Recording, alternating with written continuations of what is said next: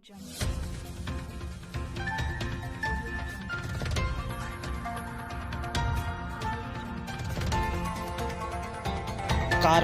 TV, हर पल आपके साथ। तेज बारिश में भी भाजपा के रमेश गंगवार के काफिले का नहीं टूटा हौसला। गर्मजोशी के साथ मुस्लिम बहुल क्षेत्र टहा प्यारी नवादा में हुआ जोरदार स्वागत। टिमटिमाती बारिश में भी रमेश के समर्थकों में दिखा जोश। भारी मात्रा में पहुंचे रमेश गंगवार को सुनने के लिए क्षेत्रीय लोग। रमेश गंगवार की जिंदाबाद के नारों से गूंज उठा पूरा गांव। रमेश गंगवार के इस काफिले को देखकर राजनीतिक खेमों में मची खलबली। जी हां, जिला बरेली के नवाबगंज दलेल नगर गांव के रहने वाले वरिष्ठ समाज सेवी रमेश गंगवार भाजपा टिकट से उम्मीदवारी की ताल ठोक रहे हैं। आपको बता दें, रमेश गंगवार एक ऐसी शख्सियत हैं जिन्होंने कई बार गरीब कन्याओं की शादियां कराकर चर्चाओं में आए, तो कहीं धर्म स्थल के लिए जगह देकर लोगों के दिलों में अपना एक आला मुकाम बनाया। रमेश गंगवार आने वाले विधानसभा 2022 को लेकर नवाबगंज विधानसभा सीट से भाजपा टिकट से दावेदारी की ताल ठोक रहे हैं। आज टिमटिमाती बारिश में जब रमेश गंगवार का काफिला मुस्लिम बहुल क्षेत्र टहा प्यारी नवादा में पहुंचा, तो रमेश गंगवार जिंदाबाद के नारों से गूंज उठा पूरा गांव। जैसे ही रमेश गंगवार का काफिला मंच तक पहुंचा, उसी दौरान रमेश गंगवार के गले में हार डालकर उनका जोरदार स्वागत किया गया। मोइनुद्दीन बाबूजी ने सर पर पगड़ी बांधकर दस्तारबंदी की। आपको बताते चलें, इससे पूर्व में भी रमेश गंगवार का एक काफिला बिलाग भतपुरा की ओर रवाना हुआ था, जिसमें बताया जाता है और चर्चाएं थीं, ऐसी भीड़ और ऐसा काफिला पहले कभी नहीं देखने को मिला। आज वही मिसाल टहा प्यारी नवादा गांव में कायम कर दी, जहां बारिश के दौरान भी रमेश काफिले का जोरदार स्वागत हुआ और उनके समर्थकों में भारी उत्साह दिखा। इससे साबित होता है, चाहे भाजपा का टिकट जिसके खाते में जाए, मगर रमेश गंगवार टिकट बंटने से पहले चौंका देने वाला रिजल्ट हाईकमान के सामने पेश कर सकते हैं। कारवां टीवी के लिए नवाबगंज से रियाज गुड्डू अंसारी की रिपोर्ट। जैसा कि हमारे बाबूजी ने और भी हमसे पूर्व में जो वक्ता कह के गए हैं, तो सभी लोगों का यही कहना है। और आज आप इतनी बड़ी संख्या में, इतने बड़े जनसमूह जो यहाँ पे एकत्रित हुआ है, शायद आपको पता है कि मैं ना कोई मेंबर के पद पर तक नहीं रहा हूँ, विधायक तो छोड़िए, मेरे पास कोई भी ऐसा पद नहीं है। लेकिन आप लोग जो यहाँ एकत्रित हुए हैं मुझे सुनने के लिए, जो आपने ये अपना कीमती समय निकाला है, तो निश्चित कुछ लोग ये कहते हैं कि लोग बहुत एहसान फरामोश होते हैं, लेकिन मैं ये कह सकता हूँ, कसम खा के ये कह सकता हूँ कि लोग आज भी ऐसे जिन्हें एक गिलास पानी पिला दो वो आपको खून देने के लिए तैयार रहते हैं, और वही आप लोग यहाँ बैठे हुए हैं। और लोगों ने बहुत आप लोगों के यहाँ आने के लिए रोकने की कोशिश की, कोई चौराहे पे बैठे हुए, कोई इस गांव में बैठ गए आके, लेकिन आप लोग नहीं रुके, क्योंकि आप लोगों को ये पता है कि हमारा सच्चा हमदर्द कौन है, हमारा मसीहा गरीबों का कौन है, और हमारा बुजुर्गों की इज्जत करने वाला कौन है। इसलिए आप लोग इतनी बारिश में, इतना लोगों के रोकने के बावजूद भी, इतनी आप लोगों के पैरों में बेड़ियां डालने के बावजूद भी आप लोग नहीं रुके, और आप अपने गरीबों के मसीहा को देखने के लिए आप आज इस पंडाल में सारी बेड़ियां तोड़ के एकत्रित हो गए, यहाँ पे आके बैठ गए। इसके लिए भी मैं आपका बहुत बहुत तहे दिल से शुक्रिया अदा करता हूँ। और साथियों, कुछ लोग अपने बाप के नाम से पहचाने जाते हैं, कुछ लोग अपने दादा के नाम से पहचाने जाते हैं, लेकिन आपके सामने ये बेटा, आपका भाई, ये बेटा खड़ा हुआ है जिसके नाम से इसके बाप की पहचान होती है। तो साथियों, निश्चित आपको यकीन है, ये निश्चित आपको ये भरोसा है कि जिस दिन मैंने रमेश गंगवार को विधायक बनाया, तो इस नवाबगंज की पहचान भी रमेश गंगवार के नाम से होगी। क्योंकि हम लोग कभी हमने किसी से झूठा वादा नहीं किया कि हम आपको फला दिन आना, आपको हम ये कर देंगे। हमने जो किया है, जो आप लोगों के साथ हमेशा पिछले 6-7 सालों से जो आप लोगों के लिए करते चले आए हैं, आपने हमारे किए हुए को, उन्हीं चीजों को मानते हुए, चाहे हिंदू हो चाहे मुस्लिम भाई हो, सभी लोगों ने इन्हीं चीजों को मानते हुए आज आप लोगों ने नवाबगंज में एक ऐसा व्यक्ति, ऐसा अपना मसीहा खड़ा कर दिया राजनीति में, जो हर व्यक्ति उसके चारों तरफ घूम रहा है और हर व्यक्ति ये कहने को मजबूर हो गया है कि इस बार अगर चुनाव होगा तो रमेश गंगवार से होगा। तो साथियों, जब सबका चुनाव रमेश गंगवार से होगा तो जीत निश्चित आपकी होगी, सभी लोगों की, क्योंकि सब आपसे टक्कर मान रहे हैं, सब आपसे अपनी लड़ाई मान रहे हैं।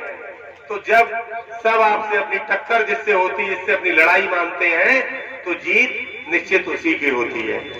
और जिस तरह ये लोग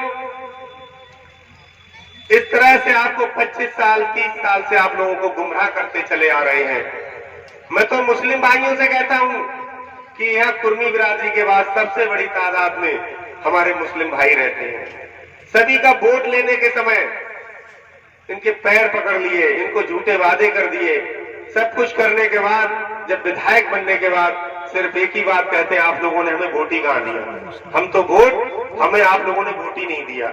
और इसीलिए हमारे मुस्लिम समाज की इतनी अपेक्षा होती है कि कोई एक मुस्लिम समाज का ऐसा व्यक्ति नवाबगंज तहसील में नहीं बनाया जाता है राजनीतिक रूप से, जो जाके अपने गांव के 10 लोगों को थाने से छुटा लाए।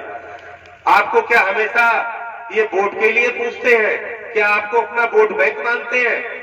लेकिन साथियों, ये रमेश गंगवार एक ऐसी मिसाल बन गया है इस जिले में, जिसमें शायद इस भाजपा के झंडे को लेके शायद किसी विधानसभा में इतने मुस्लिम भाई साथ नहीं चलते होंगे जितने मुस्लिम भाई रमेश गंगवार के साथ चलते हैं।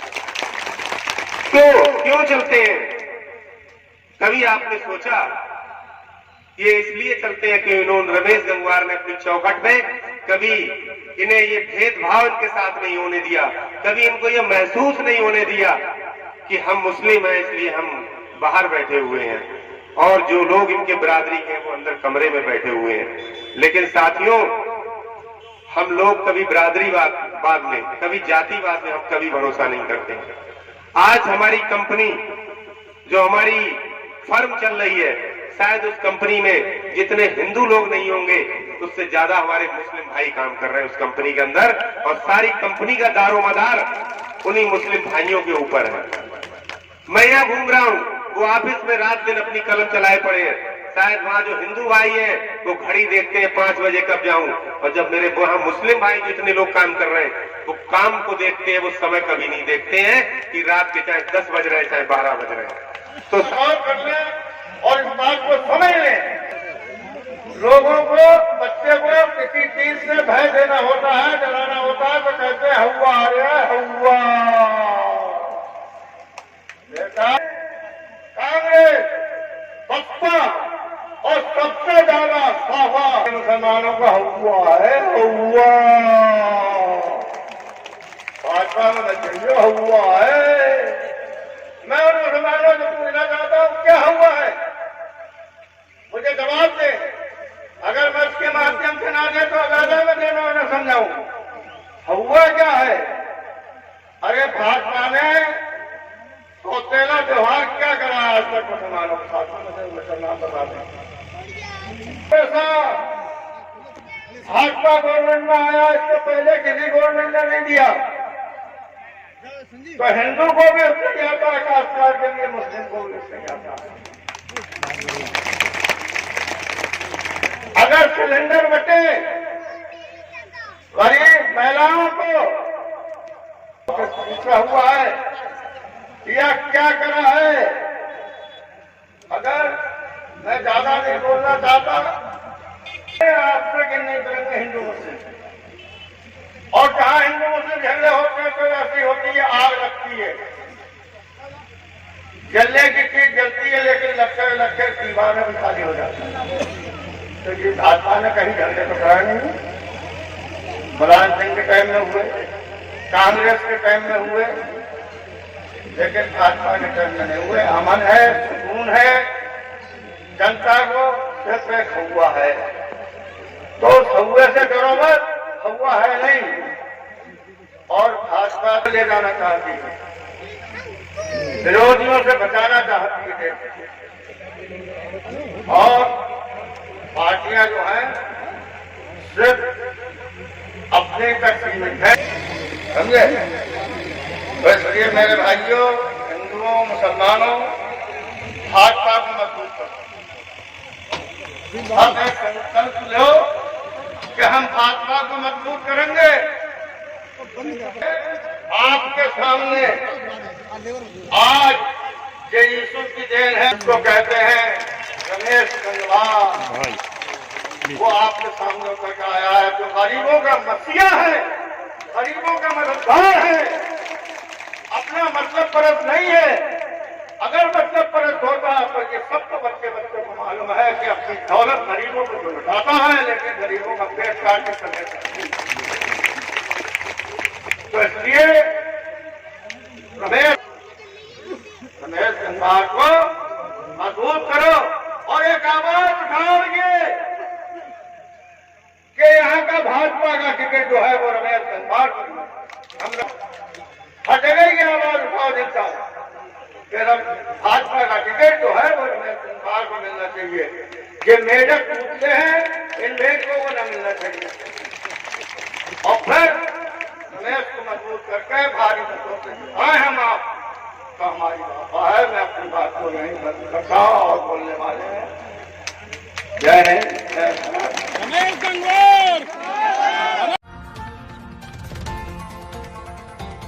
कारवां टीवी, हर पल आपके साथ।